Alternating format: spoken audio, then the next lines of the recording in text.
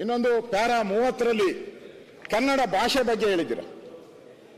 ಮಾತೃಭಾಷೆನೇ ಉಳಿಸುತ್ತೇವೆ, ಮಾತೃಭಾಷೆ ಅಂತ ಹೋರಾಟ ಅಂತ ಹೇಳಿದ್ದಾರೆ.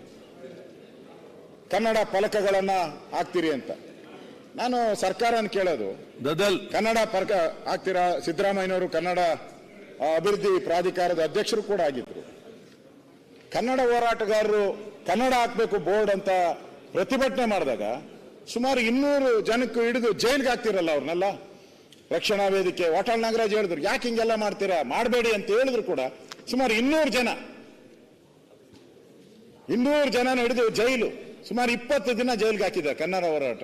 ಮತ್ತೆ ಕನ್ನಡ ಉದ್ಧಾರ ಏನ್ ಪ್ರಶ್ನೆ ಬರ್ತತೆ? ಪರ್ಪಸ್ ಆಗಿ ಜೈಲಲ್ಲೇ ಇರಿಸಬೇಕು ಅಂತ ತೀರ್ಮಾನ ಮಾಡಿ ಅವ್ರಿಗೇನು ಬೇಲ್ ಸಿಗಬಾರ್ದು ಅಂತ ಮಾಡಿದ್ದೀರಾ. ಇನ್ನು ಕನ್ನಡ ಉದ್ಧಾರ ಆಗೋದೆಲ್ಲಿ?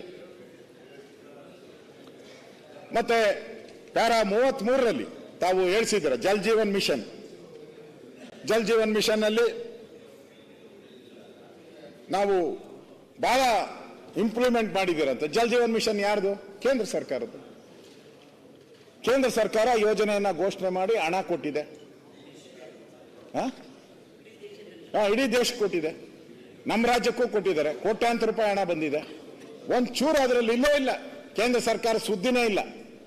ಇವರೇನೋ ಯೋಜನೆ ತರ ಅದನ್ನು ತೋರಿಸಿದ್ದಾರೆ. ಯಾಕೆ ಪುಸ್ತಕದಲ್ಲಿ ಬರೆಯಕ್ಕೆ ಏನು ಸಿಕ್ಕಿಲ್ಲ, ಹುಡುಕಿದ್ದಾರೆ ಏನೇನೋ ಅಭಿವೃದ್ಧಿ ಮಾಡಬಹುದು ಅಂತ, ಡೆವಲಪ್ ಏನು. ಕಳೆದ ಬಂದ 8 ತಿಂಗಳಲ್ಲಿ ನಮ್ಮ ಯಾರೋ ಗುಲ್ಬರ್ಗಾದ ಒಬ್ಬ MLA ಹೇಳಿದ್ರು, ಗುಲ್ಬರ್ಗಾದ ಪಾಟೀಲ್ ಯಾರೋ MLA, 8 ತಿಂಗಳಾಗೈತೆ ಒಂದು ಕಲ್ಲು ಹಾಕಿಲ್ಲ ನಾವು ಅಂತ ಹೇಳಿದ್ರು. ಎಲ್ಲ ಮಾಧ್ಯಮದಲ್ಲಿ ನಿಮ್ಗೂ ಬಂದು ನೀವು ನೋಡಿದ್ರು, ಅದೇನು ಸುಳ್ಳು ಹೇಳಕ್ಕೆ ಪ್ರಶ್ನೆನೇ ಇಲ್ಲ. ಒಬ್ಬರೇ ಅಂತಲ್ಲ, ಬೇಕಾದಷ್ಟು ಜನ ಮಂಡ್ಯದಲ್ಲೂ ಹೇಳಿದ್ರು. 7-8 ತಿಂಗಳಾಯ್ತು, ಒಂದೇ ಒಂದು ಅಭಿವೃದ್ಧಿ ಕಲ್ಲನ್ನು ಕೂಡ ಹಾಕಿಲ್ಲ ಅಂತ ಹೇಳಿದ್ರು. ಅದಕ್ಕೋಸ್ಕರ ನನ್ಗನ್ಸ್ತತೆ ಈ ಕೇಂದ್ರ ಸರ್ಕಾರದ ಯೋಜನೆಗಳೆಲ್ಲ ನಮ್ಮದು ಅಂತೇಳಿ ಕೇಂದ್ರ ಸರ್ಕಾರದ ಹೆಸರು ಹೇಳಿಲ್ಲ, ಇಲ್ಲಿ ಕೊಡ್ತಾ ಇರೋರು ಅವರು. ನಾನು ಸುಮ್ಮನೆ ಎಕ್ಸಾಂಪಲ್ ಹೇಳ್ತೀನಿ, ಮುಂದಕ್ಕೆ ಹೋಗುವ.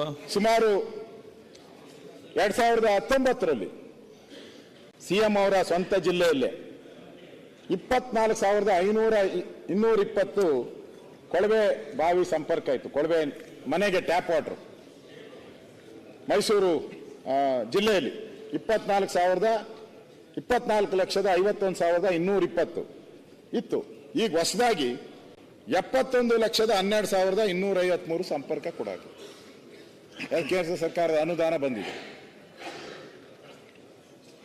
ಕಲಬುರಗಿಯಲ್ಲಿ 68,709 ಇತ್ತು.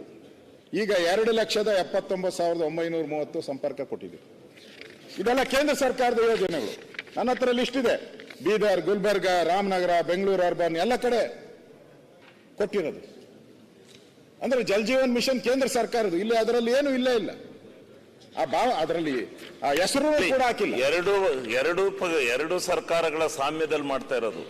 ಕೇಂದ್ರ ರಾಜ್ಯ 40% ಅದರಿಂದ ನಾನು ರಾಜ್ಯದಲ್ಲಿ ಜೀರೋ ಆಗುತ್ತೆ. ಘೋಷಣೆ ಹೇಳಿದೆ ಕೇಂದ್ರ ಎರಡು ಸರ್ಕಾರಗಳು. ನಾನು ಪ್ಯಾರಾ 38ರಲ್ಲಿ ಬ್ರ್ಯಾಂಡ್ ಬೆಂಗಳೂರು ಅಂತ ಮಾಡಿದ್ದಾರೆ. ಪ್ಯಾರಾ 38ರಲ್ಲಿ ಬ್ರ್ಯಾಂಡ್ ಬೆಂಗಳೂರು ಮಾಡಬೇಕು, ಟನಲ್ ರೋಡ್ ಮಾಡಬೇಕು, ಬೆಂಗಳೂರು ಅಭಿವೃದ್ಧಿ. ಏನು ಟನಲ್ ರೋಡ್ ಆಗ್ಬಿಟ್ರೆ ಬ್ರ್ಯಾಂಡ್ ಬೆಂಗಳೂರು ಆಗ್ಬಿಡ್ತೈತ? ಇರೋ ರೋಡ್ಗಳೆಲ್ಲ ಅಧ್ವಾನ ಎದ್ದೋಗಿ ಹಾಳಾಗಿದೆ. ಇರೋ ರೋಡೇ ಓಡಾಡಕ್ಕಾಗ್ತಾ ಇಲ್ಲ. ಮೇಲೆ ಭೂಮಿ ಮೇಲೆ ಇರೋ ರೋಡೇ ಓಡಾಡಕ್ಕಾಗ್ತಾ ಇಲ್ಲ. ಅಂಡರ್ಗ್ರೌಂಡ್ ರೋಡ್ಗಳನ್ನ ಎಲ್ಲಿಂದ ತಗೊಂಡ್ಬರ್ತೀವಿ? ಮೇಲೆ ಇರೋ ರೋಡ್ಗಳು ಹಳ್ಳ ಪಳ್ಳ ಬಿದ್ದಿದೆ. ಇನ್ನು ಅಂಡರ್ಗ್ರೌಂಡ್ ರೋಡು ಇದಕ್ಕೆ ದುಡ್ಡಿಲ್ಲ ನಿಮ್ಮ ಹತ್ರ. ಅದೇನೋ ಗಾದೆ ಇದೆ, ಯಾರೋ ಪೂಜಾರು ಹೋಗಿ ಆಂಜನೇಯನ್ ಕೇಳಿದ್ರಂತೆ, ನಾನು ಪಾಯಸ ಕೊಡು ಅಂತ. ಅದಕ್ಕೆ ಆಂಜನೇಯ ಹೇಳಿದಂತೆ, ಅಯ್ಯೋ ನಾನೇ ಪಾಯಸ ಇಲ್ದ್ರೆ ಹಗ್ಗ ಕಡಿತಾ ಇದ್ದೀನಿ, ನಿನ್ಗೆಲ್ಲ ಕೊಡ್ಲಿ ನಾನು ಅಂತ. ಈಗ ಅಂಡರ್ಗ್ರೌಂಡ್ ರೋಡ್ ಬೇಕಾ ಬೇಡವಾ? ಅಂಡರ್ಗ್ರೌಂಡ್ ರೋಡ್ ಅಷ್ಟು ಮೇಲೆ ಇರೋದು ಅಲ್ಲಲ್ಲ, ಅಂಡರ್ಗ್ರೌಂಡ್ ಬೇಕು ಅಂತ ಯಾವಾಗ ಹೇಳ್ತಾರೆ ಜನ? ಮೇಲೆ ರೋಡ್ ಎಲ್ಲ ಸರಿ ಹೋದ್ರೆ ಅಂಡರ್ಗ್ರೌಂಡ್ ಬೇಕು ಅಂತಾರೆ. ಮೇಲೇನೆ ಸರಿ ಇಲ್ಲ ಅಂದ್ರೆ ಅಂಡರ್ಗ್ರೌಂಡ್ ತಗೊಂಡು ಏನ್ ಮಾಡ್ತೀರಾ? ಅದು ಯಾರೋ ಐಡಿಯಾ ಕೊಟ್ಟಿರ್ಬೇಕು. ನಮ್ದು ಸ್ವಲ್ಪ ಹಾರ್ಡ್ ರಾಕು.